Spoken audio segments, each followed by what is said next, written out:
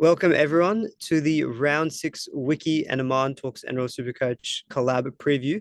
Of course, here to bring you the best of not my fantastic 59.9k rank, but I can confirm that Nicole is doing better than me. So hopefully you listen to what I do, but don't do what I do because it clearly hasn't been working. But Nicole, how are you going and how's the team going?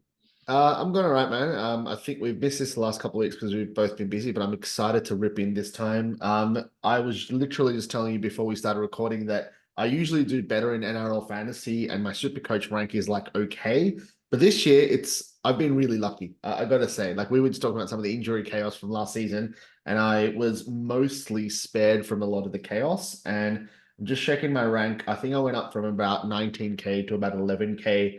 And I'm actually like the thing that again kind of upsets me is that my NRL fantasy team, not only is my rank crap, my team's pretty crap, but I'm actually really excited about my super coach team. So obviously we'll talk about our teams later. But I'm big on upside, and my team's got a lot of upsides. I'm really excited to get into it. But Yeah, shout out yeah. to you as well. You're probably the only person I know who brought in Dave for Fifita last week. I do remember that move. So that's big and bold. And honestly, he's got a break even of 112. He may not go any down in price because he's just that kind of player. But no, big bold moves. I like it. I'm just trying to save my team, resurrect it, and hopefully get on for the comeback. But there's only one way we can do that is with trading in some good picks. So let's talk about the top 10 traded in players. Number one, James Schiller. I've actually never seen so many trade-ins for a player. 46,000 players have traded him in. That's like more than a third of the game. Like Yep. that is really, really crazy high amount. Um, for me, like there is risk attached to it, I will say, because Hopewadi could be back next week and we have no idea on what the backline will be for the Raiders. Can Xavier Savage go to fullback? Will Hopewadi go to fullback or the wing? Schiller may lose his spot. But I've actually been very impressed eye test wise with him in the last couple of weeks. And also in the preseason when he did play, I thought he actually looked very good. So I was Mm. surprised he didn't get the spot round one. So I've got a little bit more faith that his performances are warranting the trade in. But more importantly, it's the negative 117 break even. If you have a quick look here, if he scores 51 points, he will make 142k. 100k is generally a benchmark of how much I would like to make off a trade in for a cash cow. So to me, this seems like almost a no brainer. I think there is a bit of risk, but the trade in, trade out, you pocket almost 150k and a juicy matchup versus the Titans. To me, I can't fault it. I'm going to bring him in. Are you? Yep. Firstly, yes. I think the Schiller one, I don't want to talk too much about it, but I'm going to get philosophical and sort of a Here we little go. bit sentimental real quick. Firstly, he reminds me of Josh Dugan, and I used to love Oh, Dugan when he used to play for the Dugan. Raiders. He's got that sort of like wiry frame, like powerful frame. And also I remember, I think it was his first ever NRL game. He was like a late in, and I tipped it to our Discord community that this guy's a late in. He's a winger. He's at a really good price, and I remember he won that play for us. So yeah, love a bit of James Schiller. But I Incentive think, value. yeah, or more directly looking at this, obviously, yeah, almost definitely going to be making 100k plus in 1 week. I think one thing that I honestly haven't thought about too much, but I think it's an interesting one to think about. You know, as you said, you're thinking about 100k per trade is like the sort of round number that we all use. I think there's something to be said about 100k in a week and what that can do also. So you're not getting like your traditional, this player made 100k or 120k over 3 or 4 weeks. You're getting 100 to 150k like that in 1 week. He's also playing the Titans, who unfortunately they've got Tino missing. They could also have Foreign missing. They're a basket case, and the Raiders are looking really good. So long story short, yes, trade him in, but also like consider the fact that you're getting all this money in 1 week. And even if he gets dropped or whatever happens, you can piss him off, bank that a lot of money real quick, and that could fund your Cleary trade in, whether it's next round or the round after. Just looking at number six traded in, Kale Iro, I can see a situation where people would trade in Schiller, he makes 150k, and then next week he's dropped, and people would just say, well, I'll go down to Iro. If he gets named again, you're pocketing 160k plus on that move and getting another guy who makes money. It is burning trades, but you're generating quick cash, which I Yep. think there is some value in that. So even number six, Kale Iro, I might just even jump to him real quick. Um, I don't obviously advise the trade in just because we don't know if he'll be in the team next week. The team list was a bit surprising with Talakai on the bench, given how good he's played actually at centre so far. But if Iro's named again next week, he probably will be someone who everyone will be looking to trade in. Yep. All I'll say is for people I think who are in very luxury positions and maybe can afford to just go double cheapy downgrade this week, I don't mind Iro as actually even a play this week. Rabbitohs, we talk about basket cases. Rabbitohs are part of that basket. They're not playing very well at the moment. I can see big points for Iro actually this week. So he could actually be a very good play this week in your team, same as Schiller. So he's Yep. probably the one who I think if you're in a luxury position, you could go for, but there is some risk to him for sure. So I would definitely look to hold off ideally, but I can't fault the trade in from that other point of view I just mentioned. So just thought I'd talk about him, given that they're both kind of similar cheapies, but if you had to Yep. I, pick I one, was just gonna. Yeah, of course. I was just going to butt in real quick. They've actually got Toby Rudolph and Braden Uele on their bench, the Sharks. So okay. one thing that I obviously pay close attention to middle forwards for our try scorer stuff. So they may not come into the 17 this week, but you would assume based on that they would next week. So as the Sharks forwards come back, they were actually missing 4 middle forwards. Finnikane's back. These two are on the extended bench. So when they come back, whether it's this week or next week, that probably means Talakai from the bench back to the centers.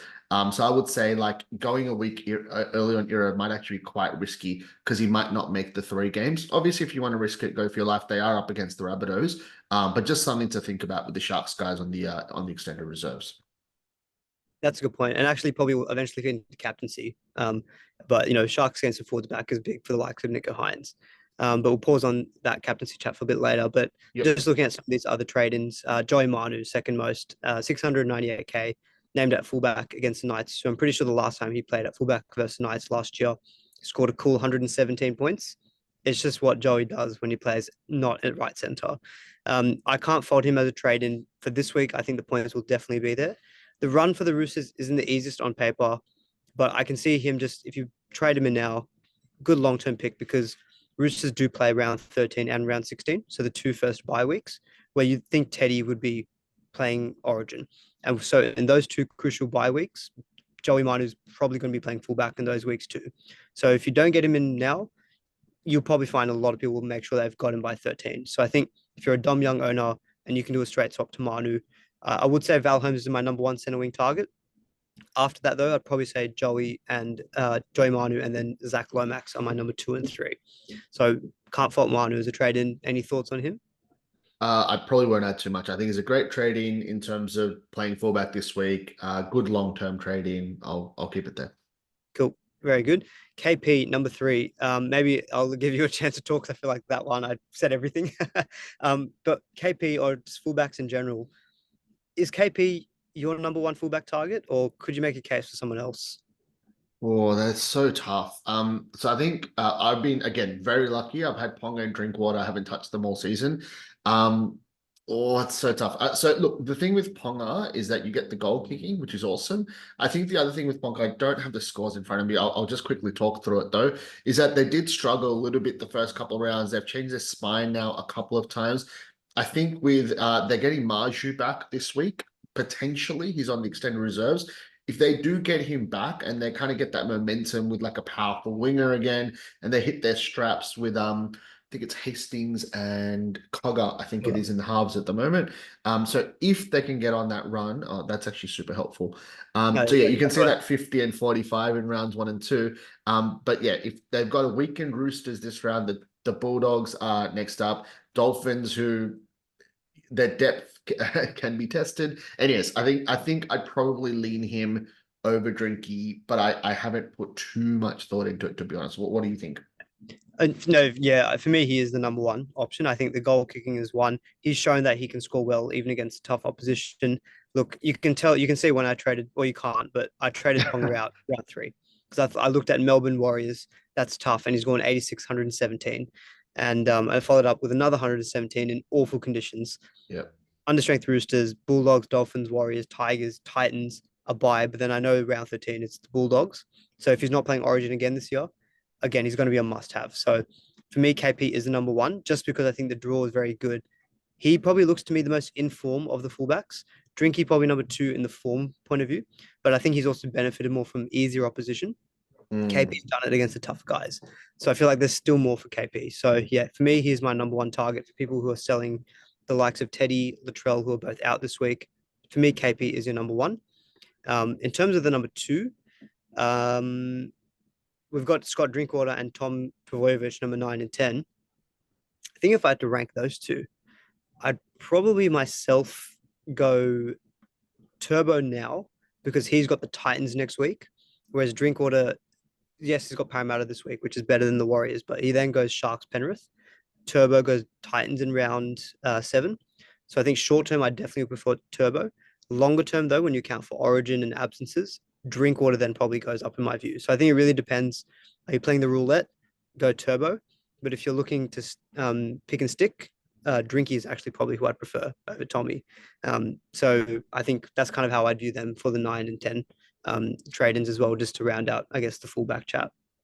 Yep, no, that's fair. Now, onto a couple of back rowers making their way in. Angus Crichton and Eli Katoa, number 4 and 5. What are your thoughts on Angus as the fourth most traded in? I think Angus is a good trading. So he's priced at 414K. If you guys, or for the fans that have followed rugby league for a few years, you remember that Angus Crichton and Luke Keary left edge for the Roosters, which is now back with Sam Walker out. You would assume that edge gets hit up even more so. I haven't looked at the Roosters fixtures closely, but if you want to do that, yep. I think, look, generally, he's a really good trading. For me, I can't trade him in because I don't want to use a boost on him. And I've got 2 other trades that I'm locked into already. And I think almost everyone should be trading in Schiller. So it's almost like Schiller and who. And that and who for me is taken care of. So I can't trade him in. Looking at their pictures real quick, they look okay. They've got the Dragons as one of the weaker teams in the next few weeks. And the rest of them are okay. So I think it's fine. If you need a second rower and you need a cheap one, I think of course he's a good pick. They have changed their forwards a lot, but at 414K, I think it's worth the risk. See, I'm a little bit different. I actually personally think because of this risk, it's safe to wait a week because he's got a break even of about 24, I want to say from memory. Yes, break even of 24. So even if he comes out and scores 60, he might go up 30, 35K. But still next week, if you've got confirmation bias and he's 450K, it's still a good price to pick him up. And Yeah. I think the appeal with Gus is, looking at some of these high scores he's got against his upcoming opponents. The draw probably is not the easiest on paper, but we're looking at a guy who historically has gotten tons against all the upcoming opposition. Like looking at the averages against the opponents, we're looking at some 70s, like 60s, a 69, etc. Like he is a proven gun of the past. It's just been a few years since we've seen it. So I see the appeal, but last week I think there were some injuries and obviously the send-off situation, which meant minutes were a bit messed around. And I think Robbo has been messing around with the Roosters back rowers minutes this season. So I'm personally looking to wait and see one more week. And hopefully if we get the confirmation, I'm more than happy to trade him in next week if needed. So the number 5, though, Eli Katoa, obviously coming off scoring a double last week, 100 plus, 681K, coming up against the Bulldogs this week, which I think is a really appealing factor. It doesn't feel like you're chasing points as much when we know Eli Katoa has got this attacking upside, but he's forming a really great partnership with Jerome Hughes as well. Bulldogs really under strength. I can see the appeal of going him this week. He could be one of my trade-ins as well. Do you have any thoughts on Eli Katoa? Do you think it's chasing points or do you think there's more points to come? Look, I think you just directly can't compare them because Gus is 414 and Katoa is Yeah, of 680. course, yeah. But I would say that with Eli Katoa, he's up against the dog side. I'll rattle it off really quickly, but they've already got 3 outs. Max King is now being confirmed out by Gus Gould, so that's Oh, has 4. he? Okay, I missed that. Yes. Okay. And King and Connor sorry, not King, Kickow and Connor Tracy are in severe doubt. I think Kickow had a bloody broken something and Tracy had a hurt calf. So I don't see how That was those two named. guys.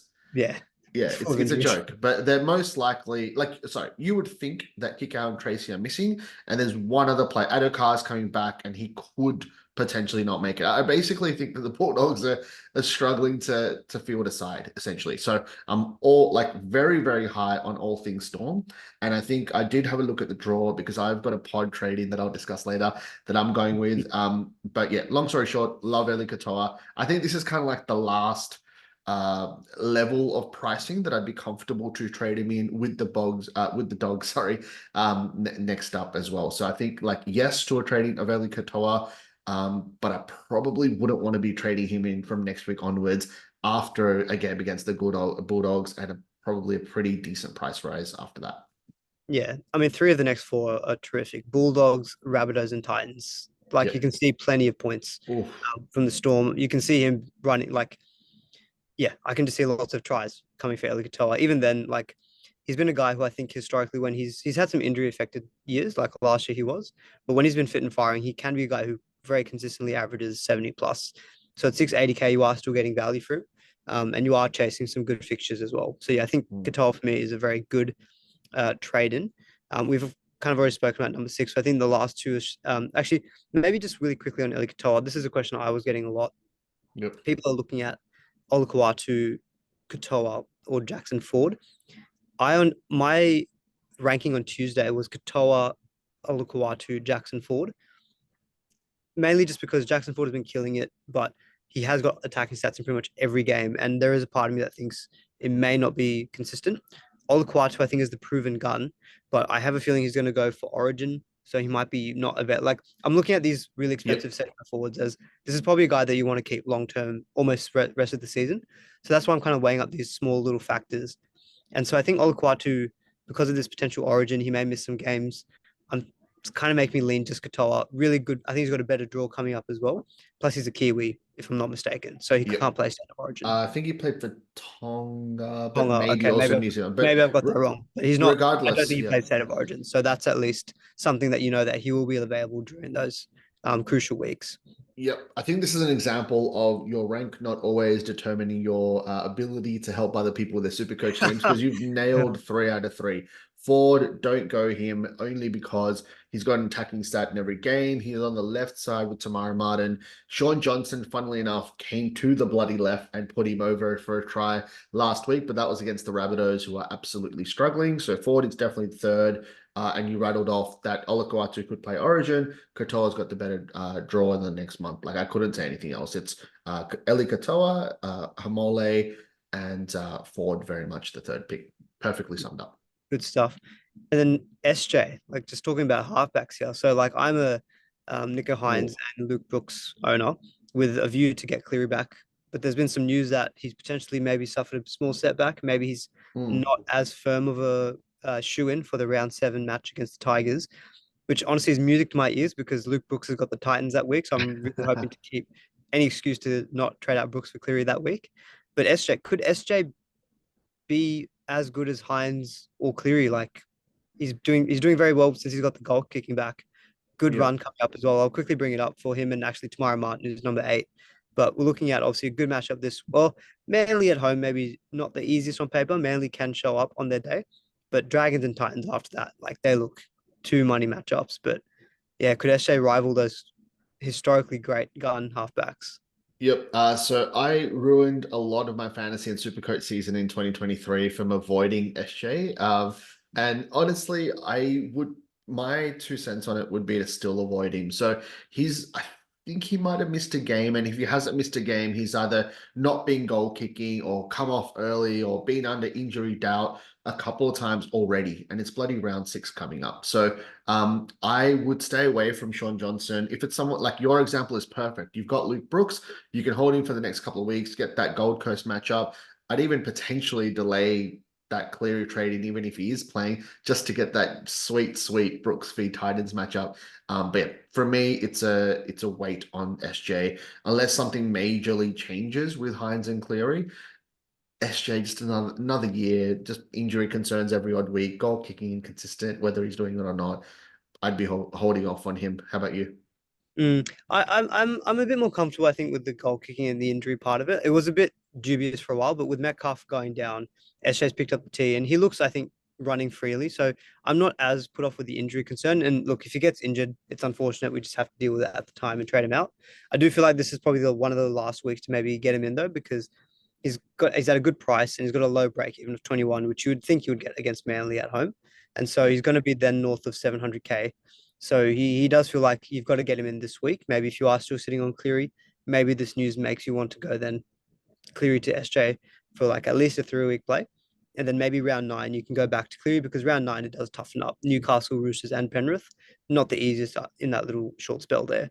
So I think it's a really short term next 3 week play, but I can see it repaying owners because the matchups are that good. Like home against the Titans is the matchup you want for your players, especially your Yeah. attacking players. He's got that in round 8. Um, and just on Tamara Martin, I think people may be selling the likes of Dylan Brown for him. So maybe I'll quickly go to the trade outs just to see if there's anything to pick out there. So yeah, Dill Bags, he actually isn't in the top 10 most traded out players, but it's something that I was getting a lot of questions about. I'm still in the camp of I want to hold faith. I think the Cowboys matchup this week is good for points. Then he's got then he's got Manly, and I think he's got the Dolphins and then Manly. I'm kind of wanting to hold the faith with Deal Bags myself. And Tamara Martin, historically from a Supercoach point of view, hasn't been a gun. He's had a great week last week, obviously, but again, don't need to rush into him.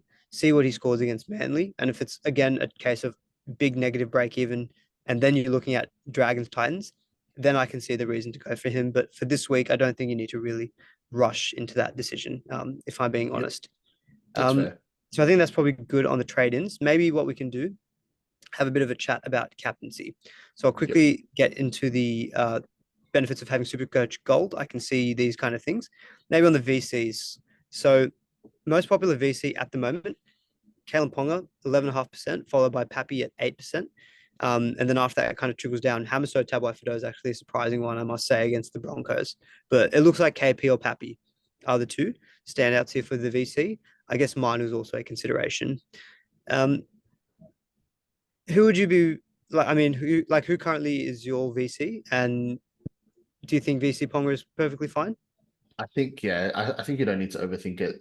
There's Pongo VC, who was like my initial sensible pick. I've gone someone else who I'll discuss a little bit later, but I'll probably end up just backtracking and going to Pongo VC, mainly because Weekend Roosters outfit. I think Newcastle's at home as well. Yes, they are home. Goal Yeah. kicking, yeah, goal kicking. There's just no reason not to VC Ponga, and I think I'll end up doing that because what I've done is a little bit silly. In terms of the other options, I think the two there are perfect. Pappenhausen against a dog side who literally could be missing half of their team. I wish I had Pappenhausen, but I just can't trade Drinkwater and Ponga out. So I think Ponga and Pappenhausen, sorry, completely fair for them to be the two main VC options. And I think I was going to say with Hines, as we've both just discussed, the Rabbitohs spine at the moment has no Latrell Mitchell, no Damien Cook, and obviously their halfback is Dean Hawkins, who's come up from reserve grade, playing with Cody Walker. So that's and their outside backs are struggling with injuries as well. So a lot of chaos there. Forwards is I just think, not doing the job either.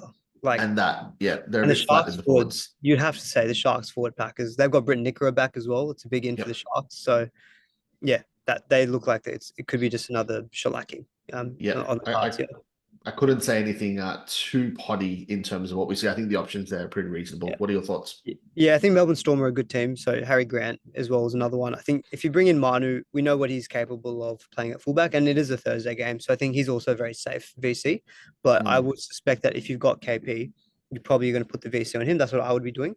Even if I had KP and Pappenhausen, I would probably still put the VC on Ponga just because I think with the goal kicking, his ceiling is higher than Pappy. But I've yes. got Pappy, don't have Ponga. So for me, Pappy is my very straightforward VC this week. In terms of captaincy, so Nico Hines is the most popular captain, as we've just talked about with the Sharks Rabbitohs matchup. I'm not surprised there at all. I know he's been a little bit underwhelming for what we know he can produce this season, but I just look at the matchup. I'm going to trust the player here. Surprisingly, 9% of people are still happy to put the captaincy straight on Kalen Ponga even tonight as well, which I can't hate, but I'd personally go with the VC route myself. And then Val Holmes is the third at 8%. I think this is actually a really good matchup for Val Holmes as well. So he's going to be he's running at Will Penasini, who is a good defender typically. Whoever the Tom Chester, the right center for the Cowboys, he may have some joy because he's going to be running at a Yeah, new yeah. center wing pairing. No Mike Acevo, and he's running at Morgan Harper. And we know Morgan Harper is not uh, opposed to dropping or conceding 150 points to the opposition center, Yep. to Yep. Talakai. So yeah, I think Val Holmes is still a decent matchup as well for a captaincy. But anyone else, maybe outside of Hines, is there anyone else down this list that you could think would be a really strong captaincy shout that maybe isn't as highly captained?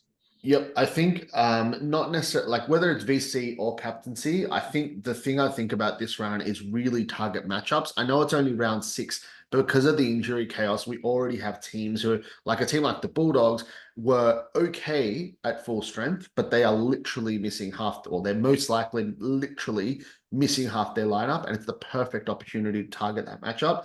My pod move that I was kind of waiting to reveal a little bit later, and I actually heard this on one of the podcasts. I don't know if it was Insight Fantasy or SC Playbook, but they briefly discussed it. But yeah, I love taking risks. So I've got Nick Meaney as a trade in at the moment. Oh, So obviously I wanted Pappenhausen, but I just can't trade Drinkwater or Ponga out. With Meaney, I think he's only had one try and one line break across 4 games. The Storm are now full strength with Hughes, Munster, Grant, and Pappy in spine. He's the Storm goal kicker. He's playing the Dogs this week, and I think he's got another couple of week games coming up as well. So, anyways, long story short, yeah, I love I this. This is This is such a good pod. I've never even yeah. considered Meany, but he's the goal kicker. And I looked at his last 3 scores: 61, 83, 69, and he scored 1 try in this time. Are you You can saying? double check in if you just go to fantasy stats. Pretty sure he scored one try Only the one only try and one line and break only. no try assist. Unbelievable. I love Yeah. this shot. I got to shout this out though. I can't say it's all me. Long like the way I got to this is I can't trade in Pappy. I really wanted a Storm player. Eli Katoa's too expensive. Didn't really want to do it. And I listen to SuperCoach pods as I fall asleep, which Yeah. is why I can't You exactly got in shout your out who it head. was. Yeah, shout out to Insight Fantasy Sports or SC Playbook. One of them brought it up, and I fell in love with the idea. My center wings are so what I did was trade Dylan Brown out. I like what you said. I generally go with the whole stick to your guns with good players. I wanted to hold Dylan Brown, but I realized if I trade out Dylan Brown, move Strange to the 5/8 position, I can bring Nick Meaney in. And I was like, holy shit, this is going to That's be a pretty juicy. fun I can get opportunity. behind this. Yeah, I can get Yeah. behind this. So, anyways, that's like I don't want to say trading Nick Meaney and VC him, but all I want to say is target your matchups. Storm v the Dogs. The Dogs should be just broken. Sharks v the Rabbitohs. The Rabbitohs are Gornskis. And I think there was a third one I'm forgetting, but that's fine. Like they're the two main ones. Oh well, Ponga obviously against the Roosters, missing Sam Walker, missing Tedesco, and who's the third one? I feel like there's another one that I'm missing. Walker, Tedesco, no Dom Young is missing That's as the one. well. Yeah. Yep. And yeah, there you go. That would be my take. The only How other, about you? the only other matchup I can add is probably the Parramatta one. I do feel like that Parramatta Cowboys game could have points. So I'm looking at it here. Drinkwater 6% captained. I think that's actually a pretty good shout. We know Cowboys are flat track bullies, and I think we've seen Parramatta can concede plenty of points. So I like Drinkwater or Val Holmes. I prefer Hines. Just I do think that matchup is a little bit more appealing to me. But I'm really loving this Nick Meaney shout. You've got me thinking about my moves. I wasn't going to trade out deal bags, but now I'm thinking, oh, if I can get in, Yeah, if because I there's get, no 5/8 that I'd want for him. That was the thing. Like, yeah, fair as enough. as So I you think, perfectly yeah, summed it up, there's no reason to. Sorry, there is a reason, but like, yeah, you want to hold the faith. You think you'd have more touches with Moses out. The Eels aren't going to be as bad as they were last week. There's many reasons to hold him, and I only traded him out when I thought it was meany thing, and I was like, yeah, okay, fine, I'm doing this. I think Dejan Arce is better for deal bags, but you have to have a bit of a leap of faith here. But Yep. looking at a goal kicking player for a top four team versus understrength Bulldogs team, like I get the now. And Mm, we've spoken about the Melbourne Storm draw in the next 4 weeks. yep. Yeah, I can't fault that play. So I guess you've kind of already given a hint at one of your trade-ins. So you're going to bring in Nick Meaney in for deal bags, and then I'm guessing Schiller is the other one. Who are you Yep. thinking of trading out for Schiller? My trades were pretty straightforward, honestly. I went Taylor May, who again I was holding the faith with, and I would have been happy to hold the faith with, but he's got to buy. So why would I not just go get my 150K from Schiller? And the other one is Dylan Brown out, Strange up, Meany into my center wings. Perfect way to get a Storm outside back. That goal kicks with a relatively soft draw coming up. How about yourself? Yep. Yeah, so I've got Dom Young, so he has to go for me personally. So I don't actually have money to go straight to him like a Manu or maybe even Meany at this point. So Dom Young to Schiller at least for this week, banks like 400K. And I still have Spencer Leniu in my front row forward, which is not So ideal. do I. But I do have Josh Curran. So I was thinking of going Spencer Leniu out to a second row forward, flipping Josh Curran up to my front row. And I had about 730K to play with. And so that was making me think go Eli Katoa. Ooh. Getting the Storm back rower. Again, we're talking about targeting matchups. I think the Storm are the ones that we're very high on. And so that would leave me with having Grant, Katoa, and Pappy. So I was pretty happy with having three Melbourne Oh, players this nice. week. So I think I'm likely to do Dom Young to Schiller, and then Spencer Leniu to even Spencer Leniu, or maybe even Liam Henry out. One of the two. I could just keep Spencer Leniu until round 9, and then he comes back. Remains to be seen. But one of those two will go out, I think, for Eli Katoa. You've got me thinking, though, about I was thinking of maybe doing a boost for Dillbags out for center, but I think I'm going to hold the faith. I've used 3 boosts as well, so I think I should probably be a little bit more patient with my boosts. But I think, Dom Young to Schiller and probably one of those front row forwards out to Eli Katoa. Keep it simple. I think that'll be me this week. Sweet. I might just ask you one quick question about boosts. I haven't paid, maybe my memory's just not getting not so good over the years, but I haven't paid as much attention to how many boosts there are and when I use them as I have this year, paying a lot more attention to my SuperCoach team week by week. I've only used the 1 boost, and I will use more, obviously, but I've just been really lucky with injuries, right? How many boosts do you think most people would use before Origin? Like, what's like the normal or the common approach to when and how to use your boosts? I would say most people have probably used, if you include boosting in that Origin week, I'd say 3 to 4 is actually typically what people have used, because you find that people boost round 3, probably boost the week after that, and they probably need one more just to try to help getting prepared for Origin. So I think 3 to 4 is actually people boost for it, and I've since they've introduced the boosts, I seem to have noticed that people who have boosted early, as long as it's obviously been for the right players, have managed to stay ahead because the beginning of the season is when we are identifying trends, biggest cash rises, all of that kind of thing. So that's where the boosts get really handy. End of the season, it's good for maybe when you come out of the Origin period to try to boost, to bring back some of those gun players that you may have sold over the Origin period. Maybe you can keep one up your sleeve for the back end, but I find that to be less valuable. So I think there's no, like in your case, for example, if you were looking to do a boost, if you had a good gut feeling about a player, I would say go for it. Like, you've only used the 1, more than happy to say rip another boost. You've only used 2, I've used 3, and my team is in a worse position. That's because I did some silly trades, which is the reason why I think I do think need. some of this compounds though. Like, I've Yeah, definitely been in a position where, I've had a crap start to my season, like for example, my NRL fantasy team. And then when you don't have such a good start, you're using boost to fix your team. just trying to catch And up. then Yeah, exactly, you're always playing catch up. Whereas in SuperCoach, and I'm not trying to be over smart here, but like I've genuinely been quite lucky where like even the stuff like a Fini Fuyuaki, people were like, why the hell do you have him in round 1? And I was like, well, if there is an injury, I really like him as a player and he will get that second row spot. He hasn't turned out so great, but I also happen to have Iro on my side from round oh, 1, thinking, oh, there look, you if go. there is an injury in the back line, we know he's next up, and it's worked out perfectly. So I think, like, yeah, I'm probably one thing I used to always do in NRL fantasy during the Origin period was go way harder at that period than other people. So obviously, I'll use the same approach with SuperCoach this year. I might actually, if I can, try to actually save my boosts for that Origin period when the head-to-head guys get busy with the head-to-head teams, and it's a really good opportunity to go up the ranks. I might try to save an extra trade for that period and see if I can really sort of shoot up the ranks during that period. But yeah, it'll be good fun when it comes around. Yeah, no, that sounds good. I Awesome. think we've probably done a pretty good job of wrapping up most of the hot topics of the week. So cheers, Nicole. It was a lot of fun, and good luck with your trade-ins. I'm loving this mini shout though.